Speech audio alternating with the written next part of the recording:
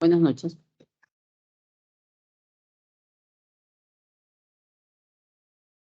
Buenas noches, doctora. No, pues, entonces vamos a hacer lo que es imagenología cardíaca. Y luego vamos a hacer mama. Entonces ya hice hoy día la presencial de las dos. Ahora vamos a hacer en forma virtual para que quede y podemos ver más cositas también. Ven mi imagen, ¿no? Sí, doctora, sí se ve. Ya, entonces vamos a ver lo que es imagenología cardíaca. Muy bien, los estudios de diagnóstico por imagen cardíaca me sirven para delimitar la estructura y la función del corazón. Creo que ese es el aporte más importante, la función del corazón. Entonces, hay varios estudios que nos van a dar indicios de patología cardíaca, como es la ecocardiografía, la radiografía de tórax, tomografía de resonancia y otras técnicas con radionúcleos. Entonces, la primera imagen o la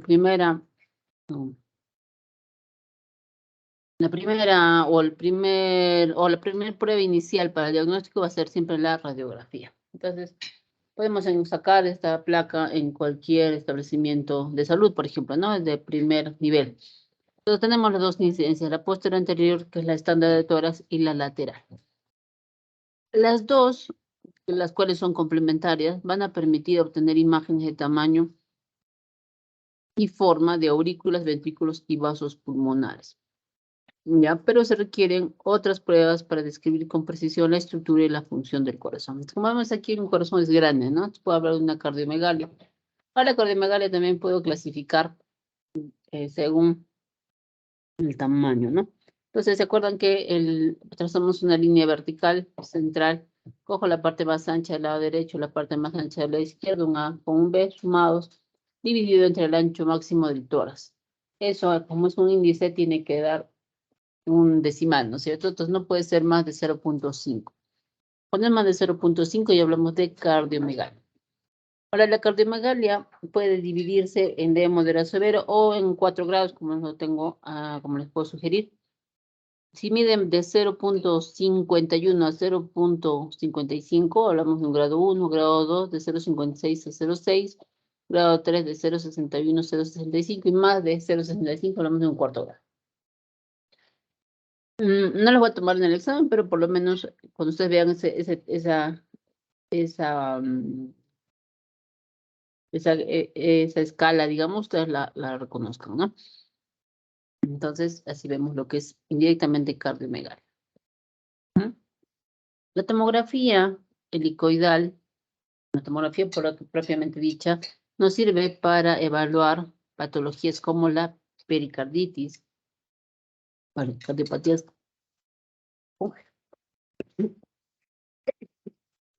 cardiopatías congénitas, enfermedades de los grandes vasos, como la aorta, ¿no? El aneurisma, disección de la aorta, tumores cardíacos, la embolia pulmonar aguda, tromboembolismo pulmonar, la displasia ventricular derecha arritmogénica. ¿Sí? Pero la tomografía requiere un contraste radiopaco, ¿no es cierto? Y sabemos que está limitada por si es que hubiera un compromiso renal. Normalmente la tomografía que se ve para corazón utiliza una de detectores, antes también llamado, esta es bien rápida, es una tomografía ultra rápida o cinetomografía computarizada. Esa tomografía con haz de electrones no usa rayos X, ¿sí? Y se adquiere imágenes en fracción de segundo. El uso de esa tomografía es para detectar y cuantificar las calcificaciones de la arteria coronaria, o sea, para ver arteriosclerosis. Entonces tenemos también la tomografía multicorte y la tomografía con fuente dual. La tomografía multicorte, que tiene más de 64 detectores, se caracteriza por un tiempo de barrido muy rápido, incluso en un latido puede generar imágenes. Y la tomografía con fuente dual, tiene dos fuentes de rayos X y dos series de multidetectores, ¿no? Entonces, esta lo que va a hacer es que hay reducción del tiempo de barrido a la mitad. Ambas lesiones o ambas tomografías identifican calcificaciones coronarias, ¿no? Y obstrucción de la arteria coronaria que limita el flujo, es decir, cuando hay una estasis mayor del 50%. Cabe mencionar que la tomografía multicorte me sirve para diagnosticar o para el diagnóstico de pacientes con resultados no concluyentes.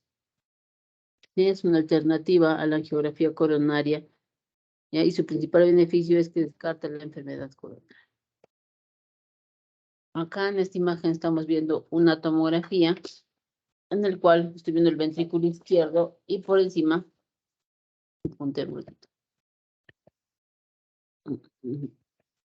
y por encima voy a ver la arteria descendente anterior izquierda, o sea, el ventrículo izquierdo y la arteria descendente anterior izquierda. Aquí es una reconstrucción que están viendo, es el nacimiento de la aorta y estoy viendo la válvula, es una válvula protésica, miren la densidad que tiene, ¿no? Y aquí también estamos viendo material de cerclaje, como un alambre, ¿no? Paciente operado. Miren, es una reconstrucción en la cual veo la aorta y sus ramas, ¿no? Aquí, por ejemplo, es una tomografía, ¿no? Acá está sin contraste, vemos que la aorta acá no tiene contraste porque en el corazón estoy viendo imágenes calcificadas, ¿sí? Miren, tiene la misma densidad de huesito. Aquí estamos viendo calcificaciones coronarias, ¿no? ¿De quién? De la arteria descendente principal izquierda y de la arteria descendente anterior izquierda también, ¿no? De la principal y de la anterior descendente. Aquí tenemos una reconstrucción en la cual estamos viendo calcificaciones, ¿no? Y estamos viendo el vaso y está obstruyendo la luz más del 70% y aquí entre 20 y 30%. Entonces son densidades, ¿no? Hay una arterioesclerosis. Aquí para ver imágenes de vasos normales, ¿sí? Que estamos viendo la arteria principal izquierda y estoy viendo también la arteria descendente anterior izquierda, normal. ¿Sí? ¿Esta tiene contraste? Sí tiene contraste. No te fijas por la aorta que está brillando. Los vasitos también. Aquí también estamos viendo la coronaria derecha y la circunfleja izquierda. ¿Ya? Luego tenemos la resonancia magnética. La resonancia magnética que nosotros conocemos, o la convencional, me sirve para evaluar áreas que rodean al corazón, principalmente el mediastino y los grandes vasos, ¿no? Entonces puedo reconocer aneurismas, disecciones aórticas y estenosis, ¿no? Entonces, el estudio dirigido para corazón va a ser una resonancia magnética especial, ¿no? Entonces, la adquisición de imágenes es con sincronización electrocardiográfica. ¿Qué quiere decir? Que le colocan electrodos al paciente y se va a hacer EKG, ¿no? Un electrocardiograma, entonces se va a obtener intervalos de QRS amplios, con ondas R picudas y ondas T de baja amplitud, que es lo que requiere para obtener imágenes. ¿Sí? Entonces, como está en sincronía con esta electrocardiografía, lo que va a permitir esta resonancia magnética es lograr una resolución muy similar a la tomografía o a la ecocardiografía. Ayuda a delinear con claridad el espesor y el movimiento de la pared miocárdica, ayuda a calcular los volúmenes de las cámaras, identifica tumores o coágulos intraluminales, identifica los plenos de las válvulas, ¿no? Entonces, si pones contraste, el tumor va a brillar, el coágulo no, por ejemplo. ¿Sí? La resonancia secuencial con el contraste paramagnético, conocemos que es el gadolínio, logra una mejor resolución de los patrones de perfusión miocárdica cuando se compara con las imágenes gamográficas. La resonancia es considerada como la medida más exacta y fiable de los volúmenes ventriculares, así como la eyección fraccional. ¿Sí? Entonces, la resonancia magnética con contraste lo que hace es permitir obtener información tridimensional sobre el tamaño y la localización de un infarto y puede medir las velocidades del flujo sanguíneo en las cámaras cardíacas. Puede evaluar la vitalidad o viabilidad de los tejidos a través de la observación de la respuesta contráctil a la estimulación de una sustancia. Y también me ayuda a discriminar la cicatriz miocárdica de la inflamación con edema. Entonces puede ser una simple cicatriz o tal vez esté inflamado. Entonces te ayuda a discriminar eso. También tenemos la angioresonancia, que obviamente es para estudiar lo que son directamente los vasos. Entonces evalúa el volumen y el flujo sanguíneo, ¿no? A la vez en los vasos sanguíneos del tórax y del abdomen. Es útil para las aneurismas, estenosis o oclusiones de las arterias carótidas, coronarias, renales o periféricas. Pero no olvidar que Doppler carotidio es más directo, ¿no? Vamos a evaluar directamente. Y también se está viendo si actualmente se puede detectar la trombosis venosa profunda. Es la resonancia. Aquí, por ejemplo, estoy viendo una resonancia. No, estoy viendo un ventrículo derecho normal. Tiene un ventrículo derecho, este es el ventrículo derecho normal. Y esta es la pared, ¿no? Es un miocardio y son las válvulas o los músculos papilares, ¿no? Son visibles. Entonces no olvidemos que en la resonancia el T2, el líquido brilla y el T1 no. ¿Sí? Luego tengo el PET. Recuerden que el PET tenía que ver con una sustancia, un análogo de la glucosa. ¿Sí? Entonces, el PET por emisión de positrones, entonces ayuda a demostrar la perfusión miocárdica y el metabolismo, ¿sí? Se utiliza para evaluar la viabilidad miocárdica o la perfusión miocárdica. Entonces, los agentes de perfusión no son los radionúclidos que se utilizan para rastrear la cantidad de flujo sanguíneo y vamos a ver si entran en una región. Entonces, son útiles para ver o detectar un déficit de la perfusión miocárdica. ¿Se acuerdan de la FDG, la deoxiglucosa? Va a estar marcada con flujo. Y entonces el FDG detecta el aumento del metabolismo de la glucosa en condiciones de isquemia. Entonces, cuando falta oxígeno, la glucosa va a aumentar en esa zona, aumenta el metabolismo, está tratando de compensar. Entonces, esa zona va a ser marcada también. Entonces, también ayuda para distinguir el miocárdico isquémico, que aún es viable y puedo rescatar de un tejido cicatrizado. Ya, aquí, por ejemplo, estoy viendo en este PET-CT, estoy viendo que a nivel de la región interventricular hay una disminución de la captación. Entonces hay una disminución de la perfusión miocárdica de las paredes del tabique interventricular con la gamografía PET-CT. ¿Ya? Entonces, hay otro estudio que ya me preguntaron, el ecocardiografía. Eso lo evalúan los cardiólogos. En realidad, todos los estudios de cardiología o estos que estamos viendo los evalúa el mismo cardiólogo. Nosotros los radiólogos no vemos esto, pero sí es importante conocer. Pero lo que nos interesa es diagnosticar patologías, ¿no? Patologías y lo demás ya son, sobre todo función, que es lo que le interesa al cardiólogo, ¿no? Entonces, nuestra siguiente diapositiva es para ver las anomalías o patologías del sistema cardiovascular. Entonces, encontré este cuadrito donde podemos dividirlo por síndromes. Entonces tenemos los síndromes valvulares, ¿sí? Que se caracteriza por estenosis, insuficiencias, el síndrome de insuficiencia cardíaca, el cor pulmonar, el síndrome pericárdico, los aneurismas y las cardiopatías congénitas. ¿Ya? Entonces, si les pregunto, acuérdense de este cuadrito. Las cardiopatías congénitas, ya saben que se pueden dividir en cianóticas y no cianóticas. Cianóticas, tecnología de Fallot, ¿no? La transfusión de grandes vasos. Las no cianóticas se clasifican con flujo aumentado o con flujo normal o disminuido. Con flujo aumentado, las comunicaciones interauriculares o interventriculares y la presencia del ducto arterioso son los más frecuentes, ¿no? Y con flujo normal, las estenosis o coartación, estenosis pulmonar o coartación aórtica. En cuanto a los síndromes valvulares, podemos hablar de las insuficiencias y las estenosis, ¿no? Entonces, los trastornos hemodinámicos que provocan las cardiopatías vasculares son los que explican los signos radiológicos. Entonces, tenemos la estenosis mitral.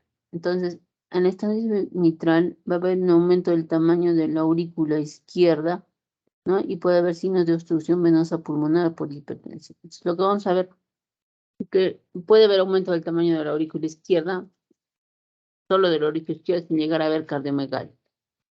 Lo que también se puede ver es que la aurícula izquierda esté más opaca quizá. Si hay el signo del doble contorno del arco inferior derecho del corazón por aumento de la aurícula izquierda. Puede haber una aorta pequeña, puede haber calcificación de la válvula mitral, hay una estenosis mitral, entonces cuando es crónico se puede calcificar la estenosis mitral y también puede haber lesiones pulmonares. Acá tengo dos incidencias, la frontal y la lateral, ¿no es cierto? En la lateral vemos que esta zona se protruye un poco, ¿no? Entonces miren el esófago, le hemos puesto contraste. El contraste será el vario, ¿verdad? Y me ayuda a delimitar mejor el crecimiento de la aurícula izquierda. Eso en cuanto a estenosis mitral. En insuficiencia mitral, hay un reflujo de sangre del ventrículo a la aurícula izquierda. También puede haber un crecimiento de la aurícula izquierda. Entonces se caracteriza porque va a haber cardiomegalia. Puede ser una forma globulosa. Entonces hay aumento del tamaño del ventrículo izquierdo. ¿Sí? En cuanto a la estenosis aórtica, hay una hipertrofia y estenosis aórtica, ya de la aorta. Entonces hay una hipertrofia con dilatación del ventrículo izquierdo y también va a haber modificaciones en la aorta descendente. Entonces va a haber cardiomegalia. ¿Por qué? Porque hay una hipertrofia con dilatación del ventrículo izquierdo. Puede haber una aorta pequeña y puede haber modificaciones en la aorta descendente. Puede haber calcificación de la válvula aórtica. En cuanto a la insuficiencia aórtica, es el reflujo de sangre de la aorta al ventrículo. Entonces, lo que va a aumentar el tamaño es el ventrículo. Entonces, va a haber siempre cardiomegalia, aumento del tamaño del ventrículo izquierdo y también puede haber dilatación de la aorta.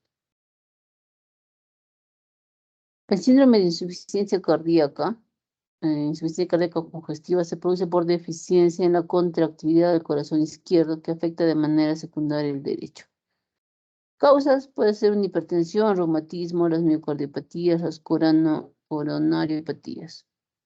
Signos radiológicos, obviamente cardiomegalia, ¿no? El crecimiento del ventrículo izquierdo, de la aurícula izquierda, y en los campos pulmonares puede haber congestión de los vasos pulmonares, entonces hay una insuficiencia, ¿no?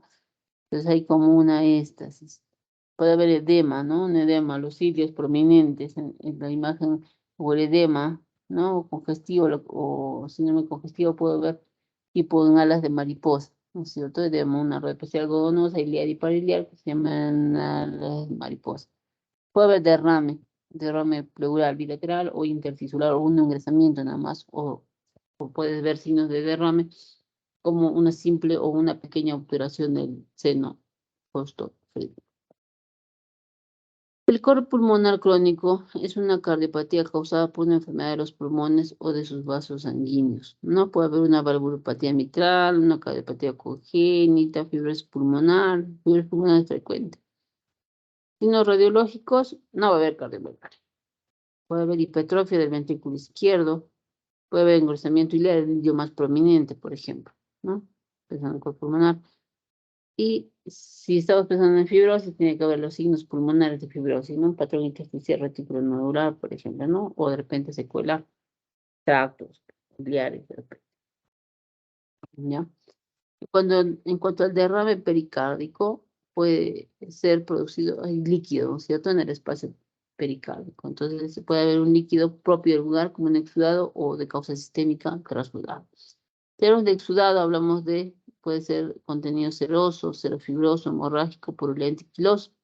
Si hablamos de trasudado, en insuficiencia cardíaca, eso se presenta, ¿no? Por insuficiencia cardíaca o trastornos metabólicos proteicos. Obviamente, mide el corazón recontra, grande, ese es el índice cardíaco, mide más, obviamente es un cuarto grado, más de 0,65. Signo clásico puede ser en tienda de campaña, ¿no? Una tienda de campaña. Y por último, los aneurismas de la aorta. No olvidemos que los aneurismas son dilataciones de la aorta, que no debe medir más de 30 milímetros, ¿sí? Entonces se puede clasificar según su localización de acuerdo a dónde esté, ¿no? Pues una aorta descendente, puede ser que esté localizado en el seno de Balsaro, se origina ahí. Etiología puede ser congénitos, micóticos, y según la anatomía es según qué forma tenga. Pueden ser saculares, como un saco, fusiformes, como una hoja, digamos, y descendente. Otra cosa es el aneurisma disecante. Entonces, en el aneurisma vamos a encontrar un agrandamiento, ¿no? Del botón aórtico, prominencia de la aorta ascendente, cambios del contorno aórtico, doble luz vascular de la aorta, ¿no? Entonces, eso vamos a encontrar en el aneurisma. Entonces, para que un poco les ayude, ¿qué deben encontrar? ¿Ya? ¿Dudas hasta ahí?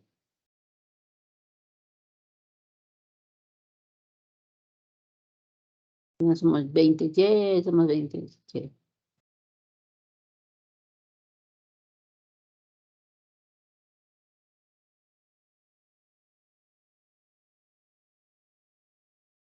¿Están? ¿Se fueron? Sí, estamos, doctora. Estamos, doctora. Ya. Entonces vamos a empezar con mama.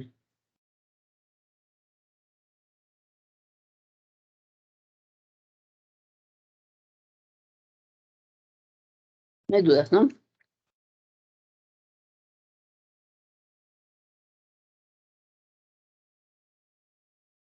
¿Ya?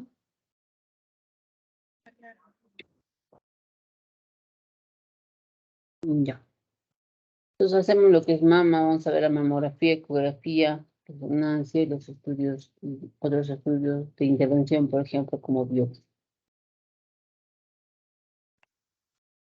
Entonces, el cáncer de mama está volviendo otra vez a tomar un lugar importante porque no se está haciendo screenings adecuados. Sobre todo ahora con la pandemia han dejado de ir muchos pacientes, se han guardado tanto que ahora que están yendo, se está descubriendo el cáncer porque no ha habido controles. Entonces, pero normalmente, en condiciones normales, sin pandemia, podríamos encontrar el cáncer en estadios iniciales, ¿no? Predecir la probabilidad de malignidad, estadificarlo, ¿no? Con el fin de obtener una alternativa terapéutica en cada, según sea el caso, ¿no? Muchas veces sabemos que todo cáncer detectado a tiempo tiene solución, ¿no? Antes se diagnosticaba ya cuando estaba todo florido, venía sangrando y obviamente el cáncer estaba. Entonces, hay varias técnicas, ¿no? Una de ellas es la mamografía, ¿sí? La mamografía o el mamógrafo es un tubo de rayos X que se diferencia del tubo normal por el molibdeno en el ánodo que está. La dosis de radiación es mucho menos, ¿sí? Y también utiliza rayos X, pero menos radiación que incluso que la del tórax. Es un mamógrafo, ¿no? Estas son paletillas. Abajo hay pedales también para disparar, para que nosotros no nos irradiemos. Obviamente la mampara plomar. ¿En quién está indicada la mamografía? En todas las pacientes mayores de 40 años. ¿Sí? Hay lesiones que no se ven cuando son mamás jóvenes porque hay bastante tejido glandular. Cuando lo pido, cuando tengo un paciente o que un paciente ha tenido cáncer, ¿sí? Si la mamá, si ha tenido el cáncer a los 36 años o a los 46 años, la hija tiene que hacer su mamografía a los 36. Por muy joven que sea la mamá, ¿no? Si ahí tienen antecedentes de cáncer de mama, también factores de riesgo. Si la paciente está siendo sometida a terapia hormonal de reemplazo, también. Cuando tiene síntomas no aclarados, ¿no? Me duele, la ecografía, no encuentras nada, mamografía. Mamografía y ecografía, las dos son complementarias. En mujeres que tengan metástasis sin foco primario conocido, mamografía. En pacientes con antecedente de cáncer de mama, si una las tenía, a la otra también puedes tener. ¿Sí? Entonces también sí vas a hacer alguna operación mamaria, pero cualquier otro diagnóstico. Entonces, en la mamografía tengo que ver dos producciones principales, la cráneo-caudal y la oblicuo medio lateral. ¿Sí? Esta es la lateral, esta es la oblicuo medio lateral. ¿Sí? Entonces, la cráneo-caudal es esta, como vemos aquí, y la oblicuo lateral medial es esta. Igual que tórax, también tiene sus criterios de calidad. Sí, entonces primero tengo que ver el músculo.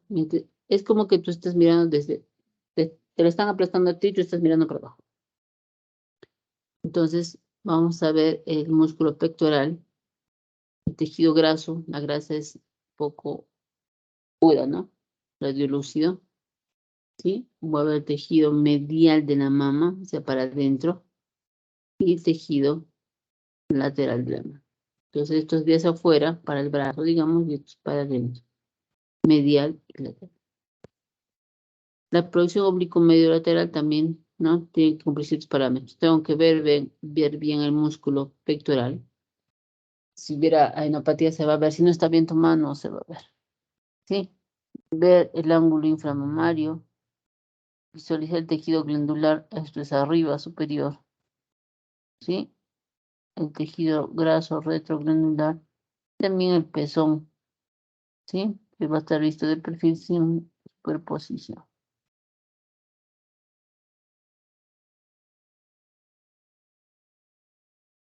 Entonces, con estas puedo ver muchas cosas, ¿no? El cráneo caudal, obviamente, ¿no? Ya hemos dicho, el parénquima mamario, la gracia retromamaria, ¿no? Algunas, tejido normal del parénquima, la piel, tejido celular, ¿sí? En la oblicuo medio lateral, además de eso, también puedo ver los ganglios axilares, ¿sí? Pero para mejorar la detección de algo que yo encuentro en esas básicas, puedo utilizar las posiciones complementarias. Entonces me ayudan a caracterizar y localizar lesiones sospechosas, ¿no? Que se dio en las posiciones convencionales. Sí, entonces tenemos la compresión localizada, la magnificada, las laterales, rodadas, exageradas externas, ¿no? Estas proyecciones que no usamos, ¿sí? Entonces me ayuda a caracterizar mejor, ¿no? Y sobre todo localizar. Aquí, por ejemplo, es una incidencia a cráneo caudal y al parecer hay una distorsión arquitectónica.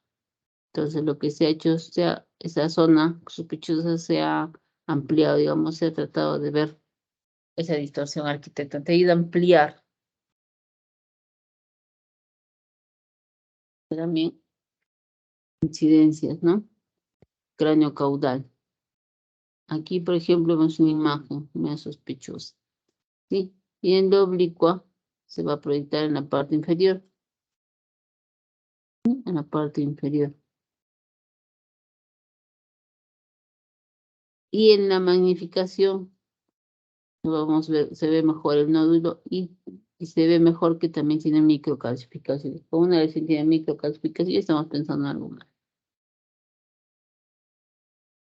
La mamografía digital es como han visto los rayos X convencional y la rayos X digital también, ¿sí?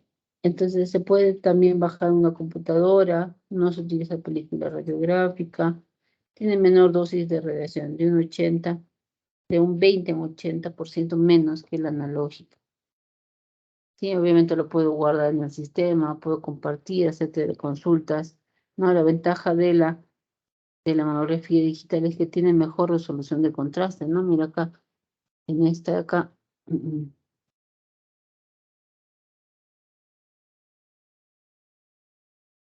Tú ves la piel y aquí no logras ver, ¿ya? Entonces va a facilitar la diferenciación sutil de tejidos. Es muy rápida, menos de 5 segundos, y reduce el número de procedimientos de urgencia o seguimiento. Otro término que también tenemos que conocer es la tomosíntesis, ¿ya? Me permite ver una lesión en diferentes planos. Obviamente el corte es menos, ¿no? Menos de 1 milímetro, ¿no? Y aquí, por ejemplo, te grafica una diferencia entre la mamografía y la tomosíntesis. Entonces, en la mamografía he visto dos incidencias directas, la craneocaudal y la oblicuo medio lateral. Entonces, aquí, por ejemplo, encuentro una lesión, está una la cubre la otra y no se va a ver. Y en cambio, la tomosíntesis sabemos que gira, ¿no es cierto? Y la lesión, que no la veo en una incidencia, al girar voy a tener que ver. ¿Sí? Entonces, si hablamos que es mejor entre tomosíntesis y mamografía, obviamente la tomosíntesis, ¿no? Entonces, este es un paciente varón de 52 años, en la cual se evidencia una imagen medio sospechosa, ¿no? Media como una distorsión. Le hace la tomosíntesis y no hay nada. Aquí este paciente vino por una revisión preventiva y acá no hay nada. Pero le hacen la tomografía, la tomosíntesis y hay un nódulo espiculado. No hay un carcinoma ductal infiltrado. La tomosíntesis tiene mejor resolución, ¿no? Obviamente. ¿Sí? Luego, para encontrar alguna lesión, tengo que hacer una semiología, digamos así, no una evaluación de los nódulos, ¿sí? Aquí tengo pero tengo que reconocer estas incidencias, la cráneo-caudal, ¿no? La R de la derecha y esta es la izquierda y cada uno va con su oblicua. Si encuentras una lesión, tienes que ver en la otra incidencia. Entonces, cuando hacemos una mamografía, vamos a fijarnos en cuánto de tejido glandular tiene o si es pura grasa. Entonces, si es un patrón abdominograsa, solamente menos del 25% va a tener tejido glandular. Una densidad media entre 25 y 50, muy denso, entre 50 y 75 y denso más de 75. ¿Sí? Aquí, por ejemplo, estás viendo estas glándulas que están casi del mismo color, no hay tejido glandular. ¿Sí? Está de predominio graso.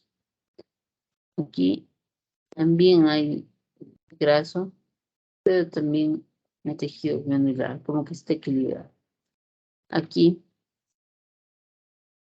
también hay incremento de la densidad, ¿sí? De forma heterogénea. Y aquí está más alterado, muy denso. Aquí puede haber tumores, quistes, y no lo voy a diferenciar.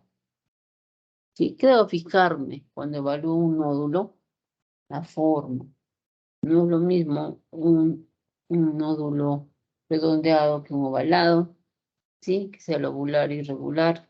Los márgenes están bien dibujaditos, circunscritos, ¿no? Pueden ser microlobulados y las mallas son más para más, ¿no? Ocultos, borrosos, especulados, ¿sí? Y la densidad puede ser una densidad baja, alta, ¿sí? Aquí, por ejemplo, están viendo una imagen ovalada, ¿no? De bordes definidos y denso.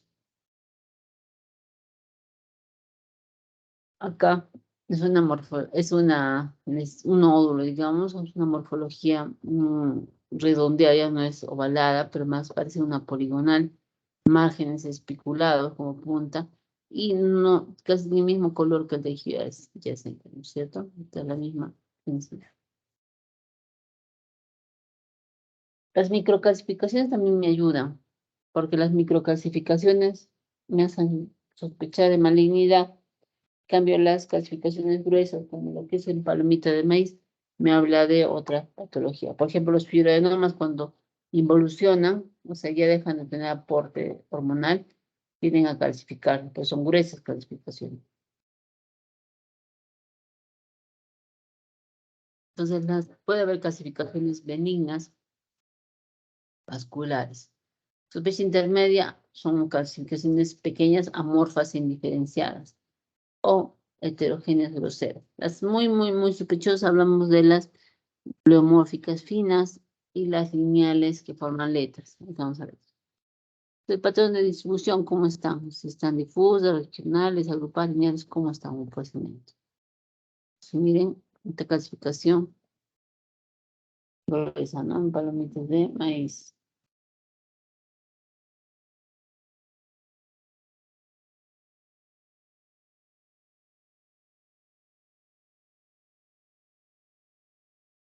¿Oye? ¿Hola? Sí, Hola. doctora. Oye. Entonces, tengo otras clasificaciones acá pequeñitas. Son finas. Están distribuidas en un segmento. Preparo los orejitos, no algo está pasando ahí. Estas forman líneas, miren.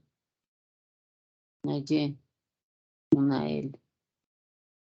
Entonces me hace sospechar en cáncer. Otro término que también debo conocer es la distorsión de la arquitectura. Sí, aquí está alterado, aquí está alterado. Entonces, eso hay que ver si es en relación al tejido cicatrizal o es un carcinoma. Otros casos especiales, puedes ver si es que hubiera algún conducto dilatado, las glándulas intramamarias, conocer la simetría focal y conocer la asimetría global también. Entonces aquí, por ejemplo, esta imagen tubular densa que nace del pezón. ¿Qué será?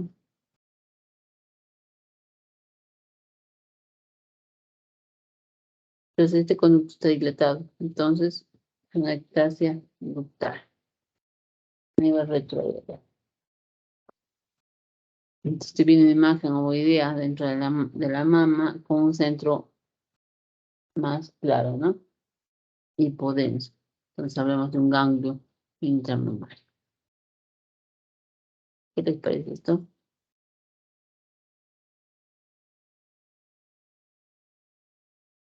Es diferente un lado con el otro. Entonces hay una simetría global. Aquí es más focalizado, ¿no? Una simetría focal.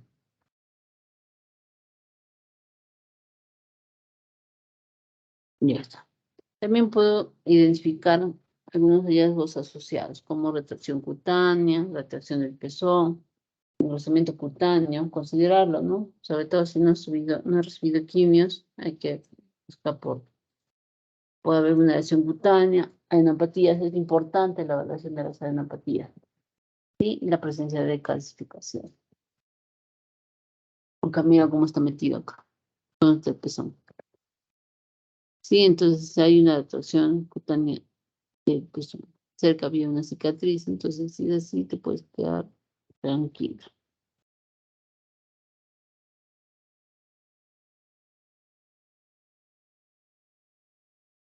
Más conductos retrovirales dilatados.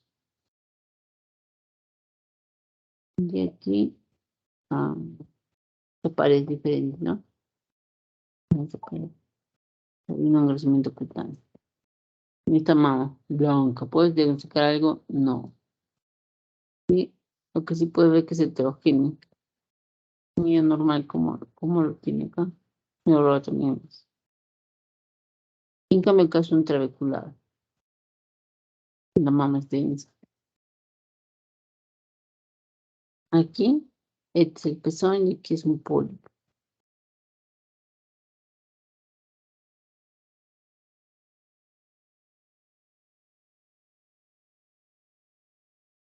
Ahora vamos a hablar un poquito de lo que es el BIRAS.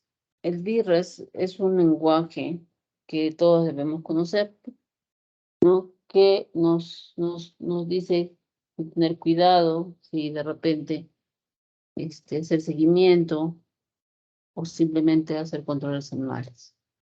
Entonces el BIRAS se aplica a lo que es mamografía.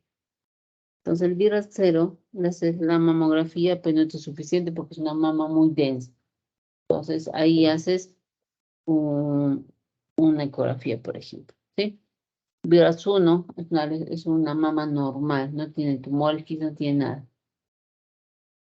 BIRAS 2 también es una lesión totalmente benigna, un fibroadenoma, un quiste, ¿sí? La probabilidad de carcinoma no existe.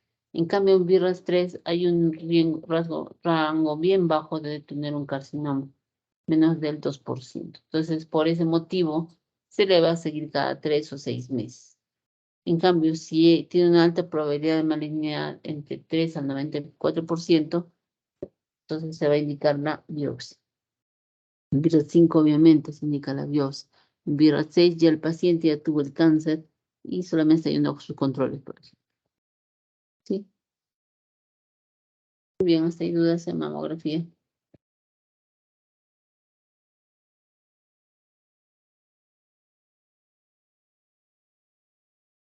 Hola. ¿Se fueron?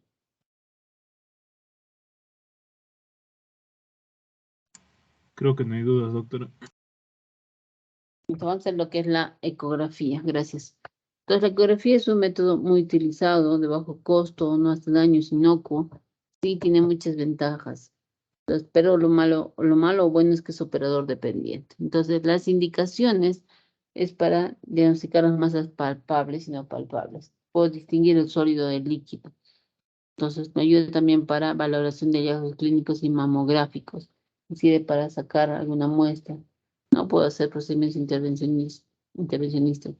Y también se puede estudiar las mujeres con implante mamario. ¿Sí? Dan unos pocos ejemplos, pero que tienen lo más importante. Entonces, hablamos de un quiste. Un quiste va a ser una lesión bien definida, bordes definidos, pero contenido de agua. Entonces va a haber anecogenia. Una pared fina y bien delimitada. Ya, obviamente, como es líquido, va a ser refuerzo acústico posterior. Creo que un punto importante es la última línea que dice no alteraciones del parénquima adyacente. O sea, no tiene por qué alterarse el parénquima adyacente. Es como que está ahí nada más. Cuando empieza a doler cuando es muy grande. En cuanto a los nódulos benignos, los fibroadenomas son lesiones bien delimitadas, pueden ser iso o hipoecogénicos, que no dan hipocogénico, ¿no? Algunos pueden tener lobulaciones y no tienen ningún signo de malignidad. Entonces, como es un benigno, pues un fibroadenoma y lo puedes clasificar como un BRAF 2. ¿Sí? En cambio, los sospechosos, voy a ver nódulos muy negros, hipocogénicos, bordes irregulares, ¿no? Márgenes angulares.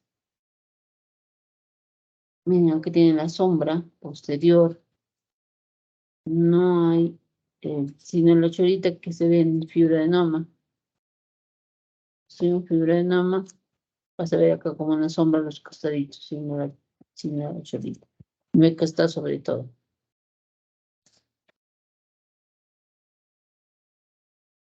Puedes poner el Doppler y va a pintarlo. Puedes poner mirar mejor y vas a ver que las clasificaciones son microclasificaciones. Otra vez la correctoría BIRD, si le estoy poniendo 2 veces es porque fácil les pregunto.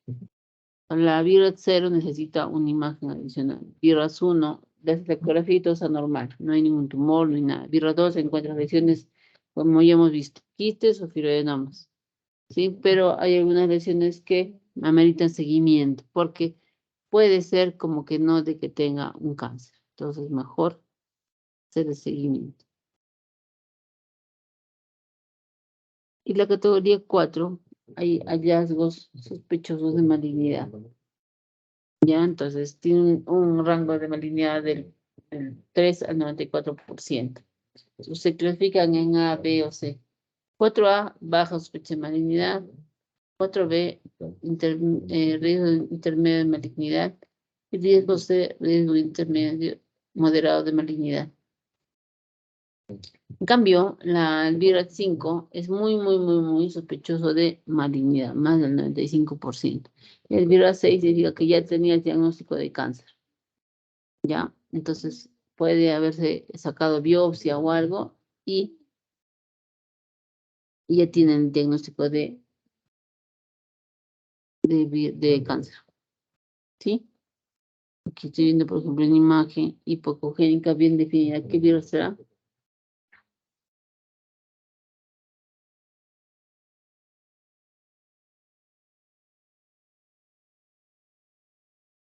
¿Qué virus será? Son BRAF 2. ¿Sí? Miren acá. Acá lo hice ovalada, pero muy oscuro en comparación de este. Este es un quiste, ¿no? Es un negro necogénico y este tiene un componente no tan oscuro y discretamente heterogéneo, ¿no? Es un BRAF con 3, por el color nada más, porque después es benigno.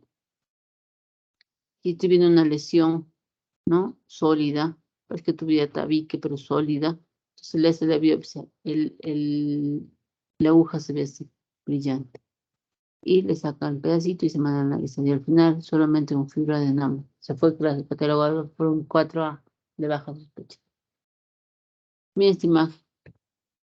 Es hipocogénica, bordes irregulares, sombra posterior, hay alteración del tejido granular y está sospechando algo mal, ¿no es cierto? Entonces le hacen la biopsia y sale como un carcinoma infiltrante.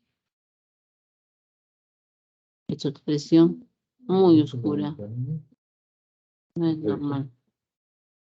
¿Sí? Ahí vamos a una lesión mal definida, oscura o hipocogénica, ¿no? Y dice un BRAF 5. La biopsia botó carcinoma de útero.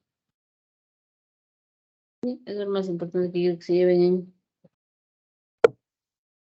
en mama. Luego tenemos la resonancia magnética. Sí, ya sabemos que me ayuda a demostrar lesiones tumorales, ¿no? También se basa en el contraste paramagnético ¿sí? Pero en resonancia hay protocolos de estudio, ¿ya? Entonces permite valorar aspectos morfológicos como aspectos cinéticos y funcionales. Entonces puedo ver ahí, puedo ver varias cosas ahí, ¿no? La sensibilidad de la resonancia es alta. Tiene 100% de sensibilidad para carcinoma ductal infiltrante, ¿sí? Pero tiene una especificidad de 37,97, por lo cual es necesaria una biopsia. Entonces, ¿en quién está indicado? En estadificar el cáncer de mama, estadificar, ¿sí? Para ver pacientes con sospecha de rotura de prótesis mamaria. Indirectamente se puede ver por ecografía, pero con la resonancia ve mejor. Para ver monitorización de tratamiento. Para estudio de pacientes con carcinoma oculto de mama o pacientes con alto riesgo de cáncer de mama, y para diferenciar entre fibrosis y recidiva en pacientes con cirugía conservadora. Entonces, por ejemplo, si tú has operado, le han operado a tu paciente, ¿no? Y le vas a hacer, lo van a usar distorsión arquitectónica, un tejido cicatrizal, pero a veces no distinguimos si hay una recidiva. Entonces, eso se define mejor con la resonancia magnética. Sí, es una paciente con prótesis, ¿no? Prótesis mamaria, T2, mucho que brilla. Es una resonancia, ¿no? Luego tengo la galactografía, que sirve para evaluar el conducto ductal y si este está dilatado. Entonces aquí está, por ejemplo, su jeringa y están colocando contraste, con lo cual contraste pasa a dibujar las lesiones. Esa es la conducto, ¿no? De la galactografía. Aquí también hay otro, el defecto de represión, y vamos bajando o buscando su camino y vamos a ver que hay una imagen de defecto de relleno. Acá le falta algo, ¿no? No es que sea cortada, sino que esa parte no ha sido pintada porque hay una imagen que está ocupando eso. Entonces, finalmente fue un papiloma intraductal. En cuanto a las biopsias percutáneas, cuando tú tienes un BRAF 4, 5, vas a mandar a biopsia. Entonces va a permitir un diagnóstico histológico de las lesiones mamarias y evitar necesidad de cirugía en las lesiones benignas. Entonces, la ecografía es un método muy bueno para nódulos y masas. También hay la estereotaxia y la resonancia. Ya, aquí estoy viendo mama, por ejemplo. La estereotaxia también, ¿no? Se utiliza precisamente para biopsiar las microcalcificaciones o distorsiones de la arquitectura. ¿Sabes? No se ve por ecografía, pero por mamografía. Te ayuda a limitar. ¿Sí? Entonces, eso es lo más importante de mama. ¿Alguna duda?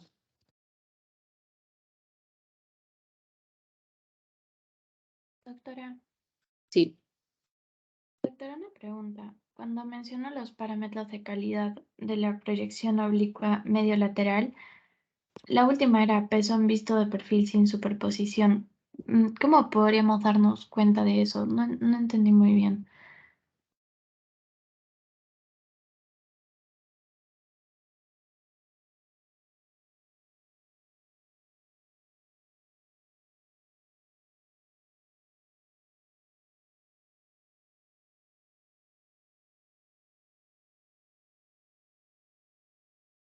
En la oblicua,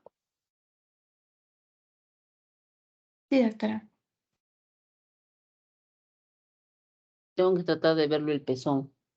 Cuando está oblicuada o cuando está no está correctamente puesta, desaparece el pezón porque se mete para acá. Entonces tengo que tratar de ver el pezón. No más. ¿A eso te refieres? ¿A ese punto?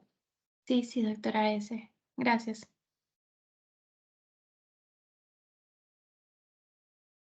En la tarde me preguntó una alumna, ¿cuál le pido primero? Me dice. Le pido de frente tomosíntesis, le pido de frente una resonancia, ¿no? Entonces, cuando son menores de 40, lo ideal es pedirle una ecografía. Con la ecografía voy a ver si hay algún tumorcito, si es benigno o maligno. ¿Por qué no le pido la mamografía antes de los 40? Digo, sí, pues antes de los 40, porque la mama es joven. Entonces va a salir una mama blanca, densa. No voy a distinguir si hubiera tumores o quistes. ¿Sí? Por eso no le pido. No es que le vaya a hacer daño, se va a irradiar, nada de eso. Lo que pasa es que no va a servir. Por gusto te las aplastan, igual no se va a ver nada mientras la mamografía. En cambio, cuando es mayor de 40 años, la ecografía va de la mano con la mamografía. Las dos son complementarias. Los tumores vistos por ecografía vas a distinguir si es sólido o si es líquido. También la mamografía no distingue eso. Y la ecografía no ve microcalcificaciones que la tomosíntesis o mamografía estelar. Entonces, las dos son complementarias. ¿Sí? Eso es lo más importante. ¿Dudas? ¿No hay? No hay.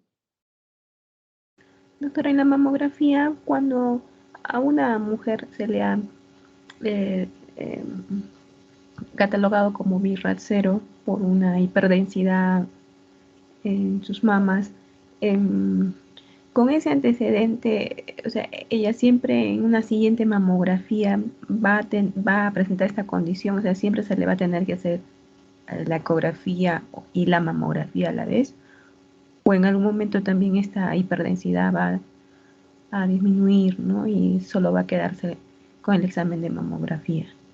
Cuando ya estamos viejitas, vamos avanzando de edad, más de 40, el tejido glandular tiende a disminuir en primer lugar. ¿Sí? Si usted tenía la mama densa, en algún momento va a tener que disminuir. Como mencioné, la mamografía es complementaria a la ecografía, sobre todo en mayores de 40. Tienes que complementar, siempre tienen que ir, ¿no? Entonces, en algún momento que solamente le haga mamografía, siempre son complementarios. Lo ideal es hacer eso. Ahora que tú veas tu paciente y nunca tenga nada de un año, ¿no? Puedes espaciar de repente, pero ya en mayores de 50, 60, ¿no? Ya son viejitas, a veces no les hacen eso. Pero van de la mano los dos. Ya, doctora, muchas gracias.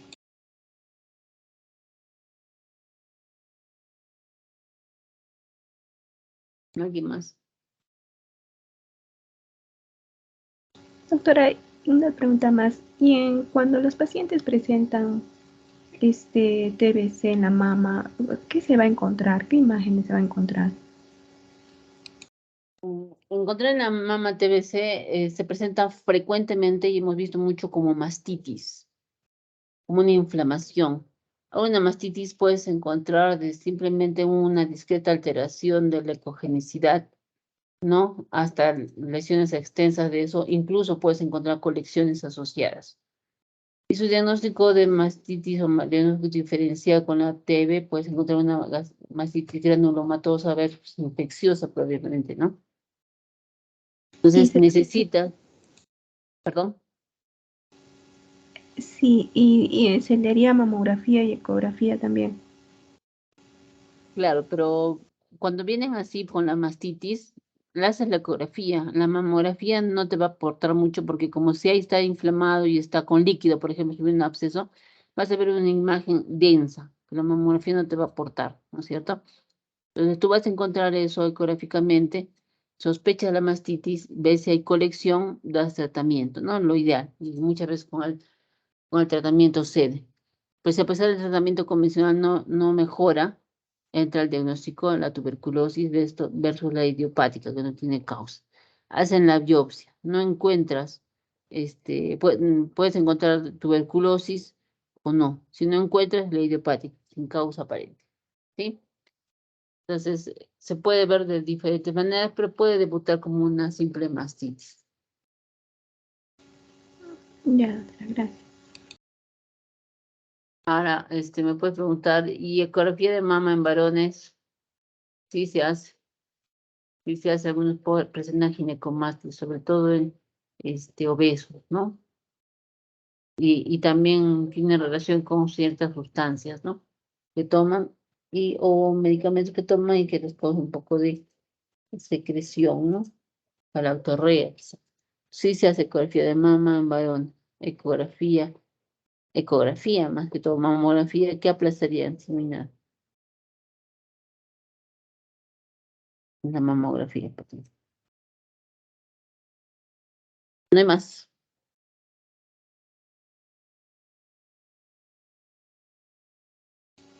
Doctora, ¿y en mamas pequeñas también se puede lograr hacer mamografía? Uy, pero sufres.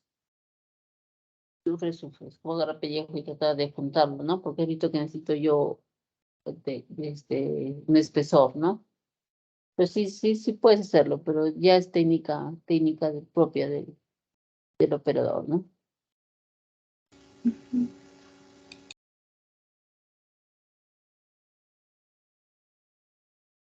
Que chicas, para sus prótesis mamarias, ecografía, si se rompe, una tomografía, mejor dicho, una resonancia, ¿no? Una resonancia vemos mejor. Muy bien, hasta aquí llegamos, chicos, cuídense. Nos vemos. Gracias, doctora. Gracias, doctora. Hasta luego. Buenas Buenas noches, doctora, gracias. Buenas noches, chicos. Buenas noches, doctor. Chao, Brian.